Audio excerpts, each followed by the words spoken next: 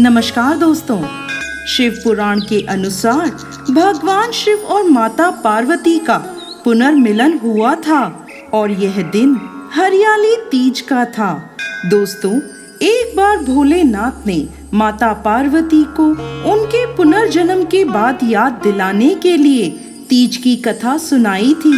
भगवान शिव ने कथा सुनाते हुए कहा, पार्वती, तुम मुझे पति के रूप में पाना चाहती थी, जिसके लिए तुमने हिमालय पर्वत पर कठोर तप किया।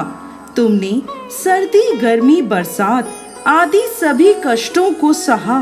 इसे देखकर तुम्हारे पिता बेहद दुखी थे। एक बार भगवान विष्णु के कहने पर देवर्षि नारद तुम्हारे घर गए और उन्होंने तुम्हारे पिता से कहा कि विष्णु भगवान आपकी पुत्री से विवाह करना चाहते हैं। आपकी क्या राय है? यह सुनकर पर्वतराज बेहद खुश हुए और वह अपनी पुत्री का विवाह भगवान विष्णु के साथ करवाने के लिए तैयार हो गए। यह समाचार नारद जी ने विष्णु भगवान को दिया, लेकिन जब ये बात तुम्हें पता चली तो तुम नाराज हो गईं, क्योंकि तुमने मेरे लिए घोर तप किया था और तुम मुझे मन ही मन अपना पति मान चुकी थी। यह बात तुमने अपनी सहेली को बताई, तब उसने तुम्हारी मदद करने के लिए तुम्हें एक घने वन में छुपा दिया। वह वन ऐसा था जहां तुम्हारे पिता कभी नहीं पहुंच सकते थे। इस वन में तुम लगातार तप करती रहीं। पर्वतराज तुम्हारे ना मिलने से परेशान थे। वह इस चिंता में थे कि यदि भगवान विष्णु बारात लेकर आ गए और तुम नहीं मिली तो वह नाराज हो जाएंगे। भोलेनाथ माता पार्वती से कहते हैं कि धरती पाताल एक करके भी तुम्हारे पिता तुम्हें नहीं ढूंढ पाए, क्योंकि तुम उस वन में एक गुफा के अंदर मेरी आराधना कर रही थी। तुमने रेत का एक शिवलिंग बनाया था। तुम्हारे तप से प्रसन्न होकर मैंने तुम्हारी मनोकामना पूरी करने का विचार किया। इस बीच तुम्हारे पिता तुम्हें खोजते हुए गुफा में पहुंच गए। तुम्हें वहां देखकर पर्वतराज बेहद खुश हुए।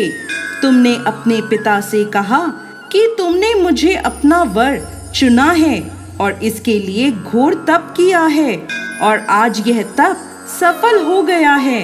भोलेनाथ ने मेरा वरण कर लिया है। अगर आप मेरा विवाह शिवजी से करने को तैयार हैं, तो मैं आपके साथ चलूंगी। यह सुनकर पर्वतराज तुम्हारा विवाह मुझसे करने को तैयार हो गए। इसके बाद उन्होंने विधि विधान से हमारा विवाह संपन्न कराया।